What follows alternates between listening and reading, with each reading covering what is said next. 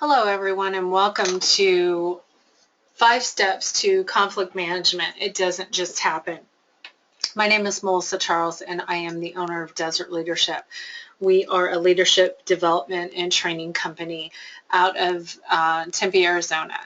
And we're hoping that you enjoy our broadcast today. And if so, we'd love to have you subscribe to our channel. So let's start with the 5 steps to conflict. Let me go ahead and give you just a little brief overview of what we're going to be talking about, and let me ask you a question. Is conflict driving force in your life? If the answer to that is yes, then you're definitely in the right spot. I think we all have conflict going on in our lives, and sometimes we're not the greatest at resolving it, trying to resolve it, or really knowing what to do to resolve it. So I've kind of come up with 5 steps to conflict management, and keep in mind that in all conflict, it's a very difficult, all-encompassing thing, and we don't always have the tools necessary to really resolve it and get it done. The thing is if you do recognize that you've put forth effort and you can't get it done, that you will need to look into getting a mediator, a neutral third party, to help you resolve the conflict. As you see on the screen, our first one is clarify the problem. Next one is generate and evaluate possible solutions. The third is to decide whether which solution is going to work best once you've come up with them. Plan how to implement the solution, and lastly, evaluate the solution. Conflict occurs in our everyday lives because we have interactions with people from different backgrounds, values, and goals from our own. Conflict is going to happen. It's going to do damage. We more so now than ever before have reason to handle conflict better than we have in the past.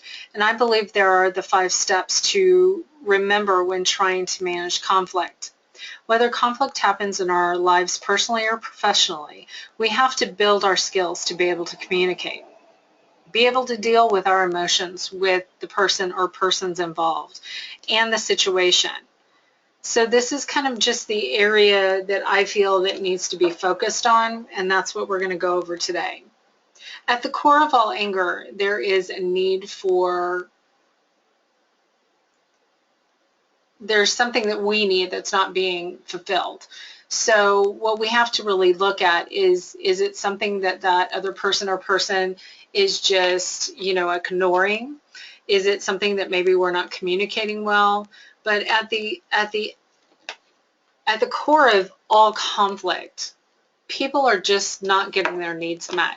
And that's what we're going to try and help you do today. As you can see with the picture here, it's just a 5-step problem-solving process: clarify, generate, decide, plan and implement, and evaluate. Clarifying the problem. Individuals differ in their perception of an issue or situation. If you think about that, pretty much you can have 2 people listening to the same conversation, and both those people will come back with a little different version than what the actual conversation was. We, at this point, have to be honest about what the problem is. If there is a true issue to be discussed, we need to discuss it. Sometimes I have seen in the past where people will say, no, this is really what my problem is. And really, when you get down to the conversation with them, trying to really figure out, well, what is that problem? You really find out it's not really that they're upset about this. It's really something else they're upset about. There's many factors that can start conflict. It's a lack of understanding, poor communication. People just don't clearly know how to communicate what they need from other people. And that's really something that each of us has to look at is, do I have the ability to communicate better, not just in this situation, but in all situations? And usually the answer is absolutely yes, you do. Generating solutions. This is where each person comes up with a couple of solutions to the conflict. It is always best to come up with at least, I believe, 3, but if you come up with 2, that's all right as well. This is really the stage where it's going to be cooperation between you and the other people involved. You have to work together. It's really a teamwork situation. You both are going to come into it with your own thoughts and beliefs on the situation, but this is really the time where you have to sit there and go, you know what, no matter what I think, no matter what I believe, I'm going to put that aside because I am going to really concentrate on this situation. I'm going to work together with you to find the best solution. Keep in mind that both parties in a conflict have interests, and if both can articulate those interests, then you have a better shot at reaching a win-win situation. And keep in mind, that's always what we're looking for. We're looking to have a win-win situation where everybody in the situation wins because they're working together to solve that problem. Third, you're going to decide together which solution really works best. Once you've come up with your 3 possible solutions, you have to talk about each one and think about not what's just going to work for today or tomorrow, but how it's going to work in the weeks and months ahead. These solutions have to be realistic. They have to be achievable. If you come up with solutions that are not achievable, they're not realistic, then you have to really think about, are you really solving the problem? And that's a no. You know, a lot of people today like to use the term, well, we agree to disagree. And that's fine. You most certainly can agree to disagree. But the problem is, if you're just going to sit here and go, you know what, I'm going to agree to disagree with you, you're not solving the problem. You're just gliding over it, and as you go on, you're going to find more problems are going to exist because you're still not dealing with the original issue.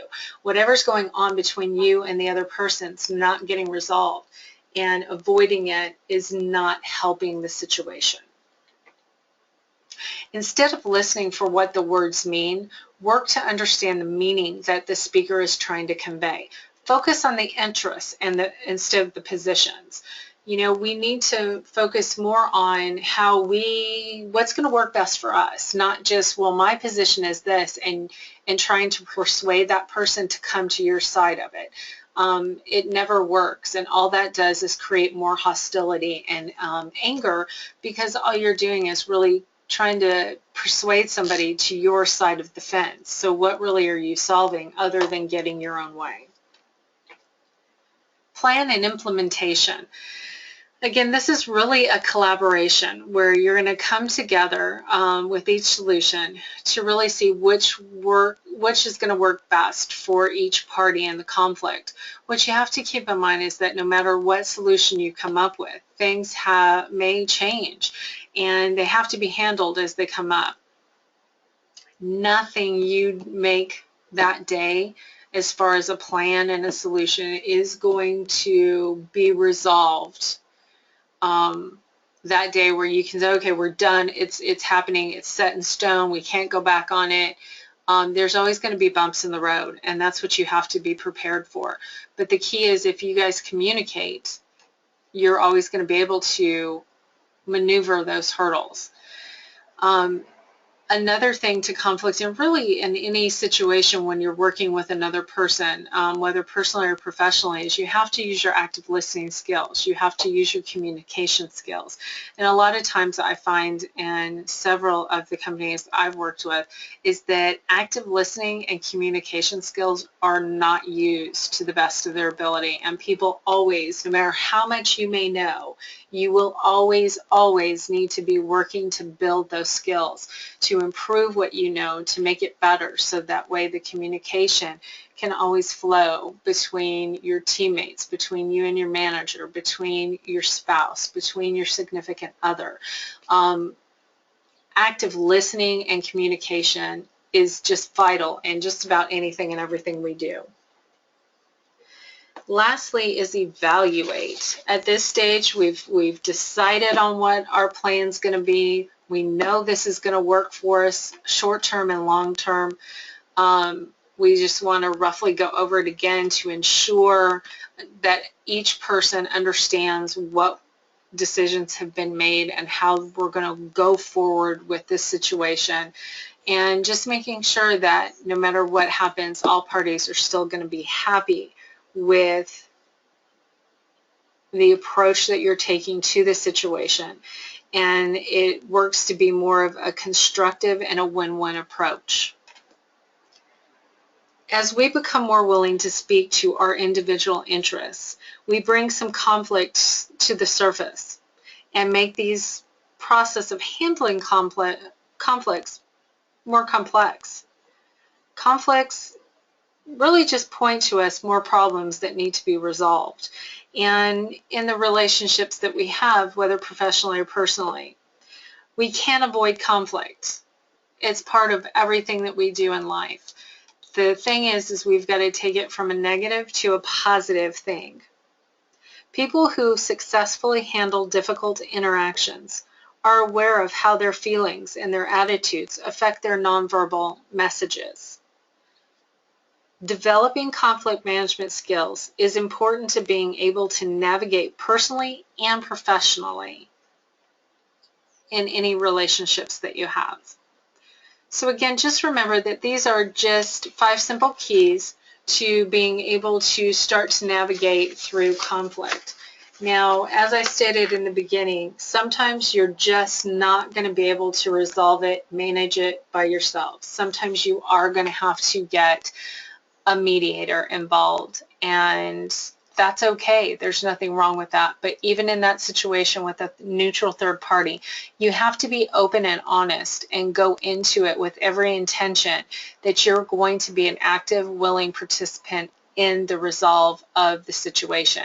Because if you walk into it saying, okay, I'm just going to do it and who cares, you're never going to resolve the situation, and you're going to make yourself miserable and the people around you miserable. So that's the 5 steps to conflict management. I hope you enjoyed our little presentation today.